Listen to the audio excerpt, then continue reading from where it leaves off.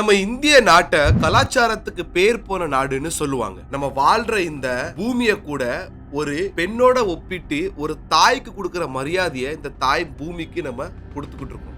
அப்படி ஒரு மண்ணுக்கு மரியாதை கொடுக்க தெரிஞ்ச நமக்கு ஏன் இந்த நாட்டோட பெண்களுக்கு மரியாதை கொடுக்க தெரியல? ஏன் இப்படி தொடர்ச்சியா கற்பழிப்பு சம்பவமா நடந்துகிட்டு இருக்கு? இந்த நாட்டுல நீதிமன்றங்கள், காவல் நிலையங்கள் இதெல்லாம் உண்மையிலே செயல்படுதா அப்படின்னு ஒரு பெரிய கேள்விக்குறி எழும்புது. இத பத்தி தான் இந்த வீடியோல நம்ம விரிவாக்கமா பார்க்க போறோம். நான் உங்க தேவ் டேனியல். வாங்க வீடியோக்குள்ள போலாம். இப்போ இந்த டாபிக்கை நம்ம இவ்வளவு விரிவாக்கமா பார்க்கிறதுக்கு காரணம் என்ன? நம்ம எல்லாருக்குமே ஒரு பழக்கம் இருக்குங்க. நம்ம எல்லாருக்கும் அந்த பிரச்சனையானது நடக்கும் போது மட்டும்தான் திடீர்னு ஒரு ஞானக்கண் திறக்கும். அந்த கண் எத்தனை நாள் தான் இருக்கும்? மிஞ்சி மிஞ்சி போனா ஒரு 10 நாளுங்க, இல்லைன்னா ஒரு மாசங்க. அதோட அந்த பிரச்சனையை மறந்துடுவோம். அந்த ஞானக்கண்ணு மூடப்பட்டுரும். ஞானக்கண்ணு இப்படியே மௌன கண்ணாயிரும். எல்லாருமே அந்த பிரச்சனையை மறந்து போயிருவோங்க. இது எங்களுக்கும் சேர்த்து தான். இந்த மாதிரி நாட்டையே உலுக்கிய கற்பழிப்பு சம்பவங்கள்ல முதலாவதா பார்க்கப்படுறது 2012 டெல்லியில நடந்த நிர்பயா கேஸ் தான். அதுக்கடுத்து 2017 ஒரு பொண்ணை மரத்துல கெட்டி வச்சு கற்பழிச்சு அவளை தூக்குல தொங்க விட்டாங்க.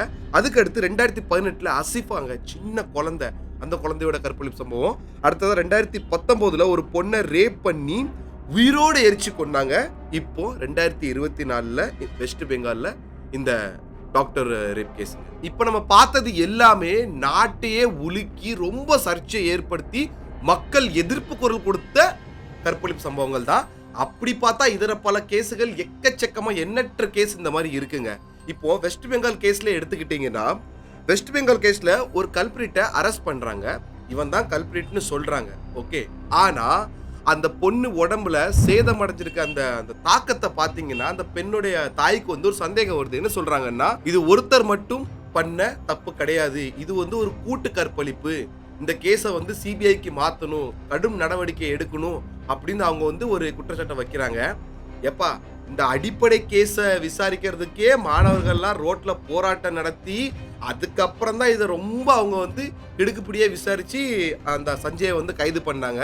இதுக்குன்னு எத்தனை நாள் ஆக போதோ, பாவம் அந்த பெண்ணை பெற்ற தாய், அந்த வழி அவங்களுக்கு தான் தெரியும். ஆனாலுமே இது சம்பந்தமா அந்த பெண்ணோட தாய்க்கு ஆதரவா அரசாங்க தரப்புலயோ போலீஸ் தரப்புலயோ எந்த விதமான நடவடிக்கையும் எடுக்கப்படல. மாறா இன்னொரு கொடுமை தான் அந்த மாநிலத்தில் நடந்துச்சு. வேற எங்கேயுமே இது நடந்திருக்காது. அதாவது தன்னுடைய அரசாங்கத்தையே எதிர்த்து அந்த மாநில மாண்புமிகு முதலமைச்சர் மம்தா பானர்ஜி அவர்கள் ரோட்ல மக்களோட மக்களா வி வாண்ட் ஜஸ்டிஸ் அப்படின்னு போராடுறாங்க. மாநில அரசாங்கம் தான் நடவடிக்கை எடுக்க இப்படி டிலே பண்ணிக்கிட்டு இருக்காங்கன்னா, மத்திய அரசாங்கம் என்ன பண்ணிக்கிட்டு இருக்காங்க?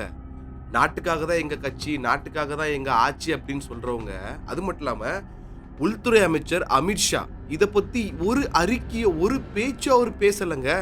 உள்துறை அமைச்சகமே உங்க கையில தான் இருக்கு. ஏங்க, பங்களாதேஷ்ல இந்துக்கள் மைனாரிட்டிஸ் பாதிக்கப்பட்டா உங்களுக்கு துடிக்குது.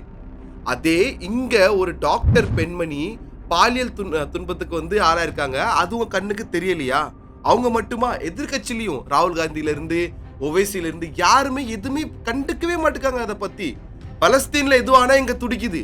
நம்ம நாட்டு பெண்மணிக்கு ஒரு இந்த மாதிரி துயரம் ஏற்பட்டிருக்கு, யாரும் அதை பத்தி வாயை திறக்க மாட்டாங்க. அதே மாதிரி பிஜேபி தரப்புல இருந்து, அதாவது ஆளுங்கட்சி தரப்புல இருந்து மத்தியில ஏன் இன்னும் மௌனம் சாதிச்சுக்கிட்டு இருக்காங்கன்னா, இதுல சில அரசியல் தாழ்ப்புணர்ச்சி, பழிவாங்குதல் நோக்கமும் இருக்குங்க. அதாவது வெஸ்ட் பெங்கால்ல பாத்துக்கிட்டீங்கன்னா ஆட்சி பண்றது யாரு? மம்தா பானர்ஜிங்க. அதுல அங்க பிஜேபிக்கு ஆட்சி கைப்பற்ற ரொம்ப அவங்க முயற்சி பண்றாங்க. ஆனா அந்த மக்கள் ஒத்துழைக்க மாட்டாங்க. அவங்க கோட்பாட்லயே அவங்க என்ன சொல்றாங்கன்னா, இங்க அந்த கிரைம் ரைட்ஸ் எல்லாத்தையுமே நாங்க சிஏ சட்டம் இதெல்லாம் இம்ப்ளிமெண்ட் பண்ணி நாங்க உங்க நல்ல ஆட்சியை புரிவோம் அப்படின்னு. ஆனா மக்கள் ஒத்துழைக்க மாட்டேங்கிறாங்க. சரிங்க, அதுக்குன்னு நேஷனல் இஷ்யூ ஆன ஒரு கேஸ்ல நீங்க இவ்வளவு நாள் டிலே பண்ணுவீங்களா? அப்போ உங்களுக்கு மக்களை விட உங்க இன்டர்னல் பாலிடிக்ஸ் அஃபேர் தான் உங்களுக்கு ரொம்ப பெரிய விஷயமா தெரியுதா? இந்த பிரச்சனைக்கு ஒரு தீர்வு கிடைக்கிறதுக்குள்ளே மகாராஷ்டிரா மாநிலத்துல பட்லாப்புன்ற இடத்துல ஒரு ஸ்கூல்ல 4ஆ படிக்கிற 2 மாணவியை 3 பேர் சேர்ந்து கற்பழிச்சிருக்காங்க. ஜுனேத், ஷிந்தே, அப்சர், இந்த 3 பேர் சேர்ந்து. அங்க மட்டுமா, நம்ம கிருஷ்ணகிரி, தமிழ்நாட்டுல கிருஷ்ணகிரி மாவட்டத்துல ஒரு என்சிசி மாஸ்டர், அவர் பேரு சிவராமகிருஷ்ணன், 8th படிக்கிற ஒரு மாணவியை மிரட்டி ரேப் பண்ணியிருக்காரு. அதுக்கப்புறம் அந்த மாணவி கம்ப்ளைண்ட் கொடுத்த பின்பு கூட உள்ள சக மாணவிகளும் இந்த மாஸ்டர் எங்களையும் இப்படிதான் மிரட்டி கற்பழிச்சாரு அப்படின்னு அவங்களும் கம்ப்ளைண்ட் கொடுத்திருக்காங்க. இவங்க இந்த மாதிரி தைரியமா கொஞ்சம் கூட அச்சமே இல்லாம தொடர்ந்து இந்த மாதிரி ரேப் கேஸ் வர்றதுக்கு காரணம் என்ன? சட்டங்கள் கடுமையா இல்ல, அரசாங்கமும் கடுமையா இது மேல ஆக்ஷன் எடுக்க மாட்டேங்குது. அவங்க என்ன பண்றாங்க தெரியுமா? இதுக்கு மாறாக அந்த மாநில முதலமைச்சர் மம்தா பானர்ஜி என்ன அறிக்கை விடுறாங்கன்னா, பாருங்க அரசாங்கம் என்ன நடவடிக்கை எடுக்குன்னு. நான் அந்த குடும்பத்துக்கு 10 லட்சம் ரூபாய் கம்பன்சேஷன் குடுத்துருவேன். நீங்க இதை எதிர்த்து போராட்டம் பண்ணணும்னா பண்ணிக்கலாம் தாராளமா. ஒன்னும் ப்ராப்ளம் கிடையாது. அதே மாதிரி இறந்து போன அந்த பெண்ணு திரும்ப வரப்போறதும் கிடையாதுன்னு எவ்வளவு ஒரு கேஷுவலா சொல்றாங்க பாருங்க. அது மட்டும் இல்லாம இந்த கேஸ் சம்பந்தமா சிபிஐ விசாரணை நடத்தப்படுமா இல்லையா அப்படின்னு ஒரு போலீஸ் அதிகாரிட்ட பத்திரிகையாளர்கள் கேட்க முயற்சி செய்யும் போது அவருடைய ட்ரைனிங் பீரியட்ல கூட அப்படி ஓடிருக்க மாட்டாரு போல, அப்படி பிச்சுக்கிட்டு பயந்து ஓடுறாரு. அவர் ஒரு வார்த்தை பதில் சொல்ல மாட்டேங்காரு. எல்லாத்த விட உச்சகட்டமா ஒரு வீடியோ நான் பார்த்தேங்க. அதுல மும்பைல வந்து ரெட் லைட் ஏரியான்னு உண்டு, லைசன்ஸோட இந்த ப்ராஸ்டியூஷன் வந்து நடக்குதுங்க. அங்க ஒரு பெண்மணி என்ன சொல்றாங்கன்னா, உங்களுக்கு அப்படிதான் காமம் வந்து தலைக்கேறி போயிட்டுனா we are paid for it. இவங்க கூட இந்த கேஸ்க்கு சப்போர்ட்டிவா ஸ்டேட்மெண்ட் கொடுக்குறாங்கன்னா இந்த கான்ட்ரோவர்சியான கேஸ் வந்து எந்த அளவுக்கு தாக்கத்தை ஏற்படுத்திருக்குன்னு கொஞ்சம் யோசிச்சு பாருங்க. அதே மாதிரி 2012ல இருந்து இது வரைக்கும் நான் சொன்ன கேஸ் எல்லாமே நீங்க பார்த்திருப்பீங்க. இதை இப்படியே விட்டா இது தொடர்ந்து நடந்துகிட்டு தான் இருக்கும். இதுக்கு என்னதான் தீர்வு? முதல்ல மக்களாகிய நம்ம இதுல என்ன சேஞ்சஸ கொண்டு வரணும். ஏன்னா கல்பிரிட்ன்றவன் யாரு? குற்றவாளின்றது நம்மளோட மாதிரி மக்களோட மக்களா வாழ்ந்துகிட்டு இருக்கவன் தான் அந்த குற்ற செயல்ல ஈடுபட போய் அவன் குற்றவாளி ஆயிடுறான். ஸோ இங்க நம்ம கவனிச்சு பார்க்க வேண்டிய விஷயம் என்னன்னா, முதல்ல அதிகாரம். நிர்பயா கேஸ்ல நீங்க பாத்துக்கிட்டீங்கன்னா அந்த பெண்மணி வந்து பஸ்ல தனியா இருந்தாங்க, கூட 5 பேர் இருந்தாங்க. அந்த 5 பேர் சேரும் போது ஒரு அந்த ஆணவம், அந்த ஒரு திமிரு வருதுலாம், உங்களால என்ன பண்ண முடியும்? அதே மாதிரி தான் இந்த வெஸ்ட் பெங்கால் மருத்துவ கல்லூரி மாணவி கேஸ்லயும் பார்த்துக்கிட்டிங்கன்னா பல பேர் இருந்திருக்காங்க, அது இன்னும் வரல. பட் ஆப்வியஸ்லி நிறைய பேர் சேர்ந்து தான் பண்ணிருக்காங்க. நிறைய பேர் சேரும் போது ஒரு திமிரு வரும். இவங்களால நம்மள என்ன பண்ண முடியும்? நம்ம இஷ்டத்துக்கு என்னென்ன தப்பு செய்யலாம். 2வது போதை கலாச்சாரங்க. இந்த போதை கலாச்சாரம் ஏன் சொல்றேன்னா, அந்த திமிருக்கு அடிப்படையா இருக்கிறது இந்த போதை கலாச்சாரம் தான். ஏன்னா கொஞ்சம் இந்த ட்ரக்ஸு, ஆல்கஹால் இந்த மாதிரி விஷயம் உள்ள போகும்போது நம்ம மைண்ட் வந்து ரொம்ப தப்பா யோசிக்க ஆரம்பிக்கும். மைண்டுக்கு வந்து ஒரு தனி திமிரான திங்கிங் கிடைக்கும், என்ன வேணா பண்ணலாம் அப்படின்னு. இந்த 2த்து மேலேயும் கவர்மெண்ட் ஸ்ட்ரிக்ட் ஆக்ஷன் எடுக்கணும்.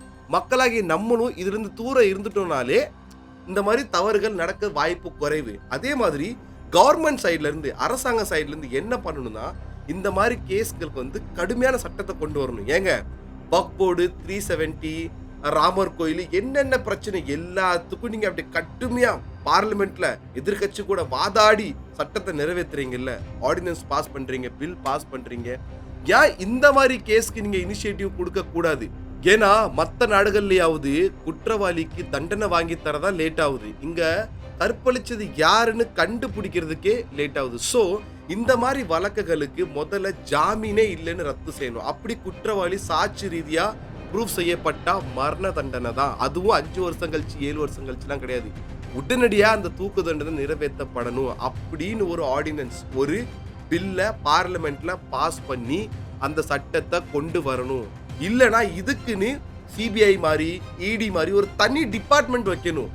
ஆன்டி ரேப் ஃபோர்ஸ் அப்படின்னு தனி டிபார்ட்மெண்ட் வைக்கணும். ஏதாவது ஒன்று அரசாங்கம் பண்ணியே ஆகணும். ஏன்னா இது நம்ம நாட்டு பெண்களுடைய பாதுகாப்பு, கற்பு பாதுகாப்பு சம்பந்தப்பட்ட சென்சிட்டிவான விஷயம். இன்ஃப்ராஸ்ட்ரக்சர், ப்ரொடெக்ஷன் இது எல்லாமே செகண்டரி தான், பாதுகாப்பு தான் ரொம்ப முக்கியம் அப்படின்றத எங்களுடைய கருத்து. இந்த வீடியோ பார்த்ததுக்கு அப்புறம் இதை பத்தி, தண்டனை பத்தி உங்களுடைய கருத்து என்னன்றதை கமெண்ட் பாக்ஸ்ல மறக்காம மென்ஷன் பண்றீங்க.